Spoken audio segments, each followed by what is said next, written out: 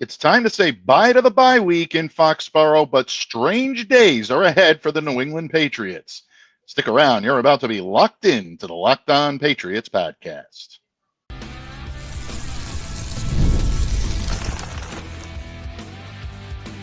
You are Locked On Patriots, your daily New England Patriots podcast. Part of the Locked On Podcast Network, your team every day. Hello to all of you Foxborough faithful. Thank you once again for making Locked On Patriots a daily part of your New England Patriots coverage. I'm your host, Mike Debate. I cover your New England Patriots for the Patriots country. Reach out to me. Let me know what's on your mind on X at MDABATENFL. You can reach out to me where the skies are blue over on Blue Skies at MDABATENFL.bsky.social. And as long as you're sending social media love to Locked On Patriots, please do so on our X account at LO_Patriots. Pats fans, today's episode is brought to you by Prize Picks. Go to prizepicks.com/LockedOnNFL and use the code, all lowercase, LockedOnNFL to win $50 instantly when you play $5.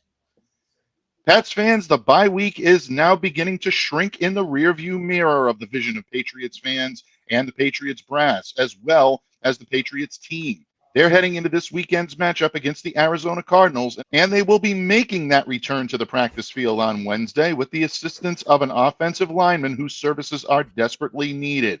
Patriots offensive lineman Cole Strange is being activated, meaning that Cole will likely be in the lineup for this weekend's matchup against the Arizona Cardinals. A lot to break down when it comes to the potential return of Cole Strange to the lineup, and we need someone with a reasonable take, a level-headed approach to this Patriots O-line, which has been much maligned. That is our good friend, our resident voice of reason, my Patriots Paisan, columnist extraordinaire for PatsFans.com, as well as being the co-host of Patriots 4th and 2. He is Steve Balestrieri. Steve, thanks for joining me here today. Welcome back to Locked On Patriots, bud.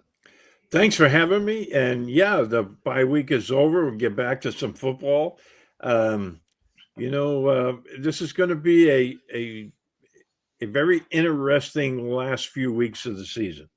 Yeah, it definitely will be. Murph joined me yesterday here. We opened up the Locked On Patriots mailbag. It had been a long time since that mailbag had been open. We had sacks and sacks of letters, Steve, that really deserved to be in that mailbag. And overwhelmingly, Patriots Nation is wondering whether or not the Patriots are going to be focused on winning and trying to maximize their efforts on the field in these last 4 games, or whether or not they'd be best served by improving their draft status, so to speak. We're not going to use the T word here on Locked On Patriots. I don't like to use it. I don't believe in it.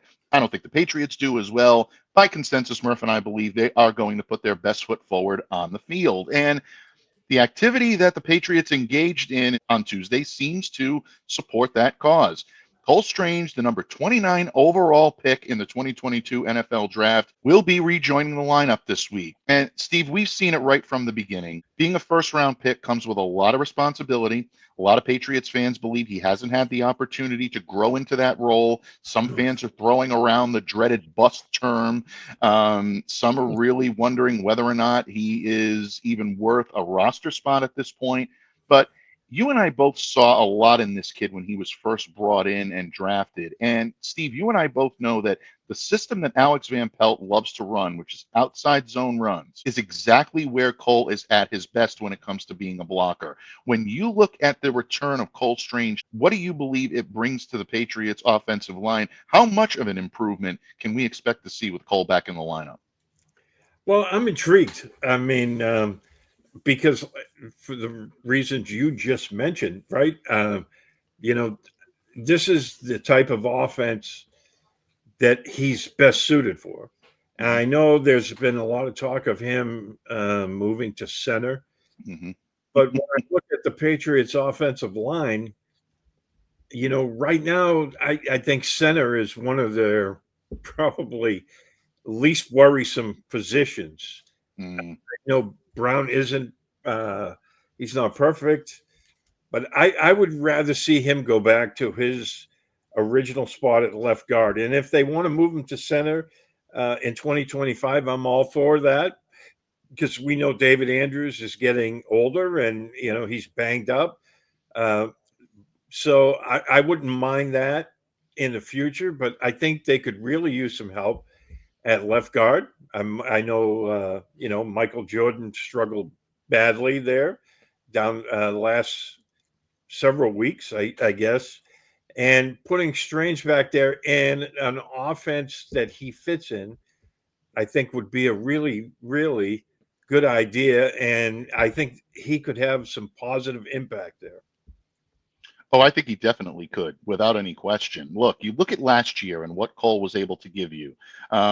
Injuries kept him from the field for a good portion of the season. He still suited up for 9 games. 564 offensive snaps last season for him, credited with only 2 penalties and 3 sacks allowed. So you know that he's going to give you quality minutes and quality play when he's out there on the field. The knock on Cole right now is that you can't really get a read on exactly what type of fit he's been in New England so far. We mentioned that he's at his best when it comes to an outside zone. He struggled when it comes to the gap schemes that the Patriots have loved to run the last couple of years. I think something that I was excited about, I know Murph joined me, I know you've talked about this as well, is seeing Cole's tenaciousness as a run blocker, that quickness that he has to generate that sudden impact on power runs that he is so adept to being able to block for. One of the great assets that he brings, tremendous upper body strength. He's got the ability to keep defenders at bay in pass protection. And I always love the way this kid moves from side to side. He can mirror his opponent.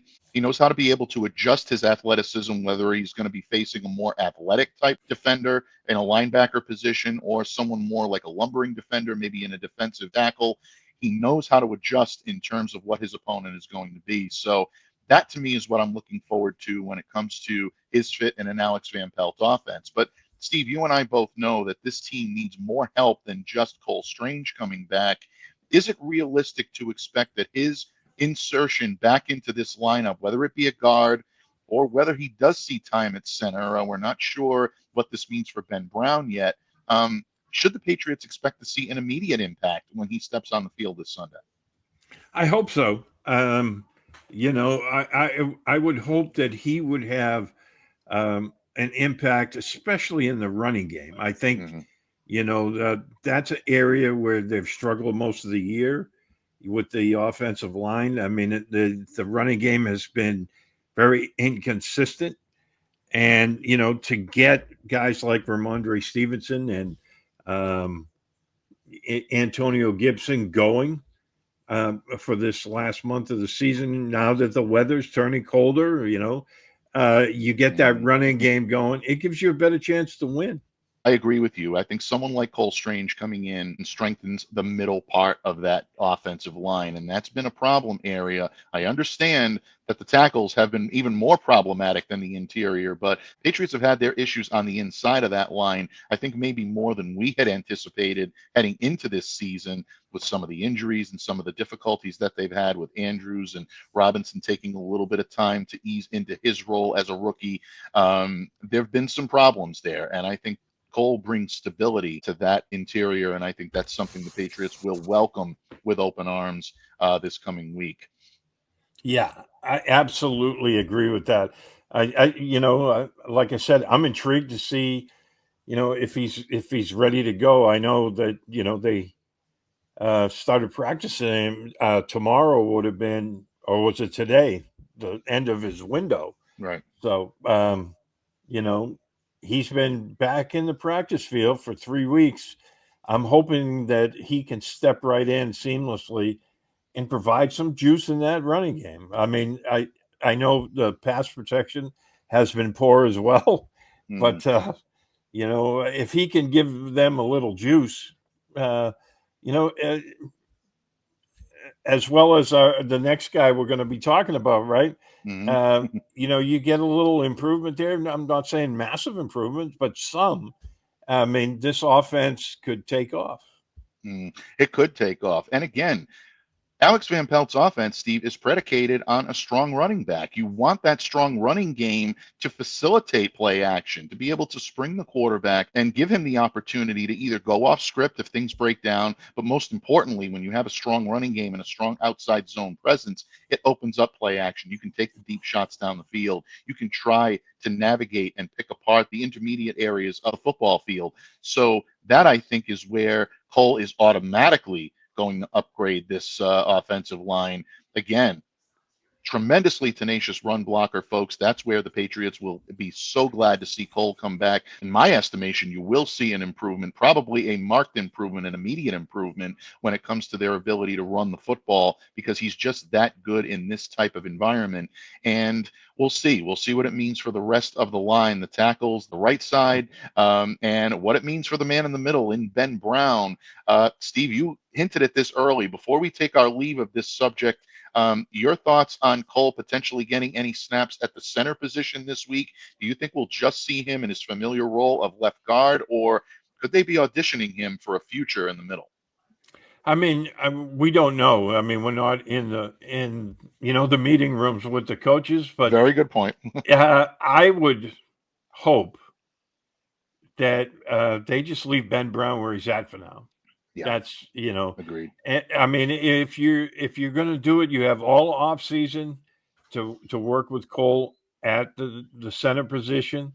Especially, he can work in the off season, but I really think, again, center is the least of their worries right now on the offensive line. I think Brown has done pretty good. And rather than disrupt that, I would rather see them use him where I think they could really need him, and that's at left guard. Yeah, absolutely. And let's not forget that Cole is coming back from a patellar tendon injury that is going to require him to get his game legs back. You don't want to ease him back into the lineup and then flush him into a position that he's not familiar with or that is not his strong suit as of right now. So I completely agree with you. Leave Ben where he is. I think Ben's done an admirable job filling in for David Andrews, an insurmountable task to try to fill in for a team captain and one of your best linemen, arguably your best lineman.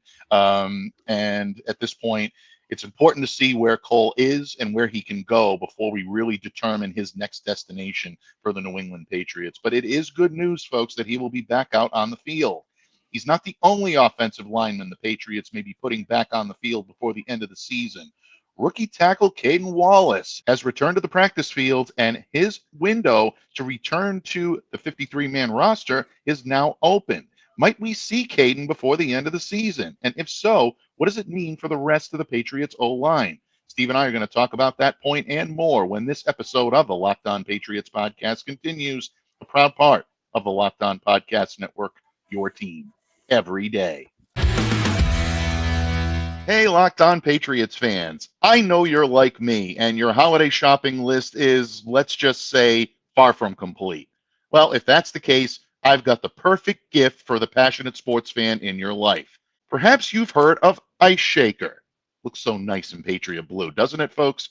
Well, the great news is Ice Shaker is now officially licensed with the NFL, NHL, NBA, Major League Baseball, and NCAA. And trust me, it will make the ideal gift. Ice Shaker is created and used by the Gronkowski brothers. That's right, Patriots fans. Gronk approved, Gronk created. And Ice Shakers has sold over 1 million bottles. They've really changed the game with workout bottles, and this is the gift you've been looking for. Go to iceshaker.com and use the code LOCKEDONNFL at checkout to save 25% on your order. They're all made from kitchen-grade stainless steel that won't absorb the odor like those plastic bottles do, and it holds your ice cold, for over 30 hours. Ice Shakers even have a built-in agitator that works as a strainer, meaning it makes a very solid tailgating cup to mix drinks. So don't delay, do it today. Order your team-branded bottles at iceshaker.com and use the code LOCKEDONNFL for 25% off your order. Ice Shakers, show your support for your teams, preferably your New England Patriots, with the best branded workout bottles on the market. Ice Shakers. Locked On listeners, today's episode is sponsored by Prize Picks. If you love watching the game, well, you're going to love Prize Picks. It's the easiest and most exciting way to play daily fantasy. Whether it's football, basketball, or any of your favorite sports, Prize Picks makes your holidays bigger and brighter. Here's why you need to check it out. You can now win up to 200 times your money on Prize Picks. Plus, this holiday season, they're giving away $30+ million in rewards during Picksmas and offering 2 free picks in December. And when your picks hit, Prize Picks makes it easy to cash out. You can get your money in as fast as 15 minutes. This week, I'm looking at Drake May to throw more than 250 yards, and I'll put my intuition to the test with Prize Picks. It's quick, simple, and so much fun to challenge myself and my friends. Download the Prize Picks app today and use the code LOCKEDONNFL to get $50 instantly after your first $5 lineup. That's right, $50 instantly when you play just $5. Prize Picks. Run your game. Patriots fans, thank you once again for joining us here today on Locked On Patriots. Joining me to talk about all the Patriots' comings and goings as they leave behind the bye week is my good friend and Patriots paisan, Steve Balestrieri of PatsFans.com. Steve, in the previous segment, we talked about the activation of Cole Strange from injured reserve. Foregone conclusion now that he'll be in the lineup on Sunday, and I know everyone is looking forward to seeing Strange Days return to New England. The offensive line needs as much help as it can get. It's in terrible shape, and someone of Cole's caliber coming back can only mean good things for the Pats O-line. But he's not the only lineman that may be making his return to the field sooner rather than later. The Patriots did practice on Monday because of the bye week, folks. Their practice schedule amended a little bit, and joining them was rookie tackle Caedan Wallace. Now, Caden has been out. He's been on injured reserve since early October, coming back into the lineup, easing his way back in. A lot of noise surrounding where he would be best suited, Steve. Most believe that he was most comfortable at right tackle, including our good buddy Thomas Murphy, who said straight along that he believed Caden was a right tackle, not a left side guy. However, Elliott Wolf has said several times that he believed that Caden possessed not only the athleticism, but also the on-field savvy to make the switch to the left-hand side. Regardless of where the Patriots play him, Caden's athleticism and his ability to be a lineman, especially a tackle, is certainly going to be a welcome addition for the Patriots back. When you look at this move and you look at him returning to the practice field, what do you think it means for the Patriots offensive line, short term and long term? Well, in the short term, they're going to give him some looks because Gerard Mayo has said it on several occasions now. They want to look at these young guys and see what they have in them. And he mentioned Caden Wallace by name. So I think that's a really good indication that the team wants to see what they have in him. I would love to see him be able to come back and, at least for the last month or so in the season, play some right tackle. Let him get his feet wet again under there. He's still a rookie. We'll see what happens, next season. I think this offseason will be a big one for him, and we'll play it by ear. But, I heard Mike Reese mention just in passing that they meaning the coaching staff, really like Caden Wallace. So when Mike mentions those little tidbits like that, you put your ear to the ground, and because that he's always right when he says stuff like that. That's why he's the best in the business. And so I think there's a very good chance that we'll see a lot of him, and the fact that the Patriots do like him. Oh, without question. And there's a lot of reason to like Caden Wallace. First of all, anyone who saw his 4 years at Penn State knows this is a tremendously athletic lineman. This kid has the ability to do essentially anything you need him to do on a football field. And honestly, Steve, I think that's why guys like Scott Peters and Elliott Wolf and Gerard Mayo and maybe even Alex Van Pelt thrown in there believe that this kid possessed that athleticism and that versatility to be able to switch from the right to the left. And they thought that could be a natural fit for him. Obviously, they're seeing now that it's not quite that easy to make that switch. I got to give a tip of the cap to our good friend Thomas Murphy, who said that right from the beginning. This kid is a righty. He's not someone that's going to be able to come in and make that switch easily on the left. Need at least a couple of years to train him to make his body go the other way. This was definitely something that I think the Pats believed they could do with him. And I think now they're going to look to the right side as his best fit, especially since Michael Wenu now is back at guard. And because of that, you need someone, a stabilizing force on the right tackle position Patriots have been going with a combination of Vidarian Lowe and DeMontre Jacobs. I think they see much more of a future and much more of an anchor in Caden Wallace. Talked about the athleticism. This kid can bend. He's strong, very powerful, very tough. I loved what I saw on film from him during his days as a Nittany Lion at Penn State. I think I agree with you. I think his best fit is at right tackle, and I think the Patriots are going to try to get him back out there on the field, at least get him some in-game action before we head into 2025, because that's really, I think, where you're going to see this kid's abilities come alive. Absolutely. I totally agree with that. And, I think it's needed. I mean, if they're convinced he's going to be their right tackle of the future, and he is, that makes your job easier next offseason, because now you're looking for strictly a left tackle. You can find one in free agency or in the draft, depending on who they like in the draft or not. So I think that's the smart move. Yeah, I do. I think it's a smart move as well. And look, folks, even if Caden does not make it onto the field for in-game action over the course of these last 4 games, even if he's just getting practice experience, it's still invaluable. It's a good sign that he's healthy enough for that type of contact. So that's always a great thing. And then you look and you say he's getting more experience each and every day and learning to grow into his role. So that way he can take his rookie experience and parlay that into a pretty strong sophomore season. So Steve, good news for the New England Patriots offensive line. There hasn't been a whole lot of it this season, and that's why I think they're so glad to get these two guys back in the lineup in some way, shape, or form. But they weren't the only moves made by the Patriots. That's right. Before we turn the page here and we move on to the Arizona Cardinals, one Patriot coming in, another Patriot going out, and they both have ties to the Minnesota Vikings organization. Steve and I are going to talk about those comings and goings when we wrap up our discussion right here on the Locked On Patriots podcast, a proud part of the Locked On Podcast Network, your team every day. Locked On listeners, get ready to tackle NFL action with FanDuel, America's #1 sportsbook. Because right now, new customers can bet $5 and get $150 in bonus bets if you win. The FanDuel Sportsbook app gives you everything you need to place live bets on the NFL all in one place. So when you get a hunch in the middle of the game, you can check out the latest stats, view live play-by-play, and so much more on the same page where you place your bets. Let your New England fandom work for you by visiting FanDuel.com to join today. You'll get started with $150 in bonus bets if you win with your first $5 bet.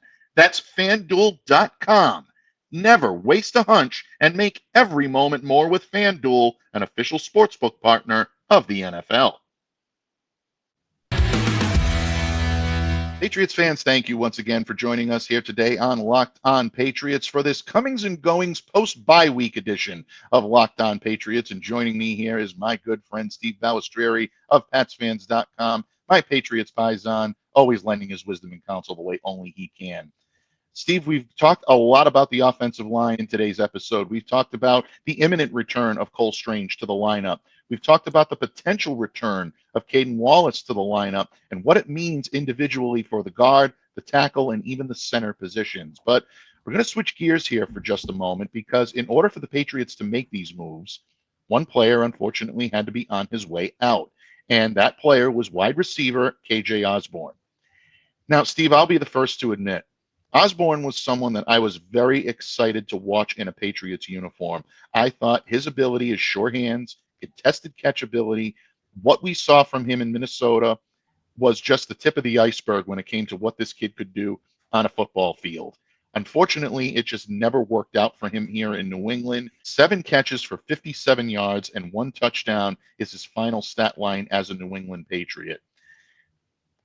Steve, when you look at KJ Osborn's departure, I know a lot of Patriots fans are not going to be sad to see this one coming, but what about his game, what about his fit in New England just didn't seem to come together the way the Pats hoped it would when they signed him back in March?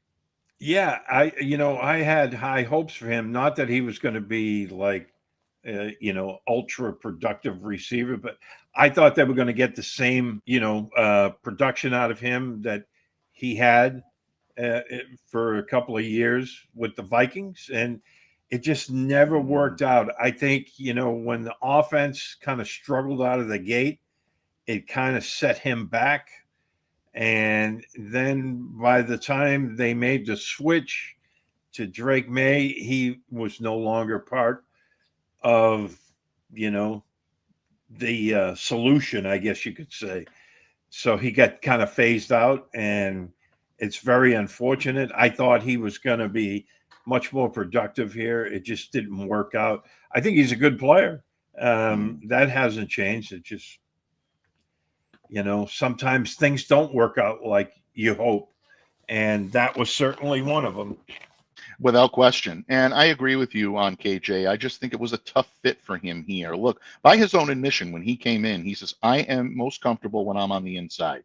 And if Patriots fans are looking at the way this wide receiver core is set, Demario Douglas is pretty well set on the inside. So now you're looking at him trying to vie for a spot on the perimeter or a reserve role in that area.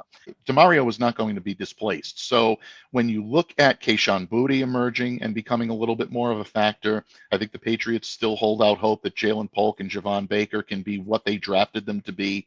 Kendrick Bourne has emerged as someone that can be more of a veteran type leader in this wide receiver core.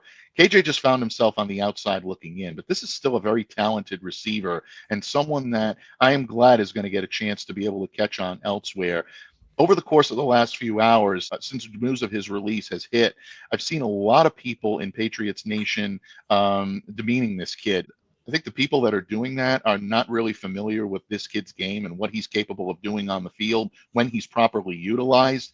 I'm not knocking the Pats coaching staff for that, Steve, because I just think that they tried to make him into something that maybe he wasn't comfortable being. And I think it just led to a bad fit. But folks, this is a kid that definitely is not only a good contributor on the field, but a great contributor off it as well. All the coaches that I've spoken to this year have talked about him being a leader in that locker room, even though he was very underutilized. He never, ever brought it and made it personal. That little problem that he had with his social media account where something was leaked out was a private message that never should have seen the light of day and really was, I think, blown way out of proportion. But this is a kid that is known for his community involvement.